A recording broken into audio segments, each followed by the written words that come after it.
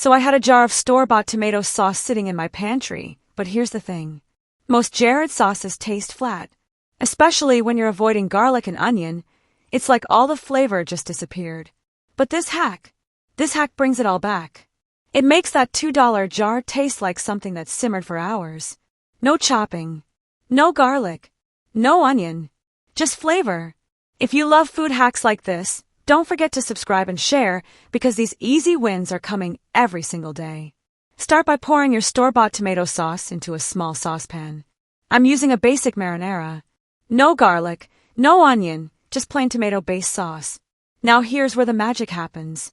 Add a teaspoon of butter. Just one. Butter rounds out acidity and gives that silky finish that screams homemade. Next, we're layering flavor. Add a tiny pinch of smoked paprika, just enough to give depth without overwhelming the sauce. Follow that with a teaspoon of dried Italian herbs. Oregano, basil, and thyme. Dried herbs bloom beautifully when they hit warm sauce. They don't need garlic to come alive. Now here's the trick no one talks about. A splash of balsamic vinegar. Just half a teaspoon.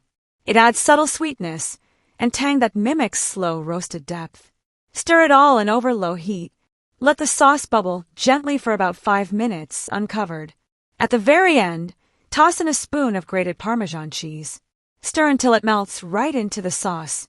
And don't skip this final step. A few drops of good olive oil right before serving. It brings everything together and gives your sauce that glossy, did you make this from scratch finish. Serve it over hot pasta or spread on a crusty pizza base. It smells rich, tastes slow-cooked, and not one bit of garlic or onion needed. And there you have it, your new go-to sauce upgrade.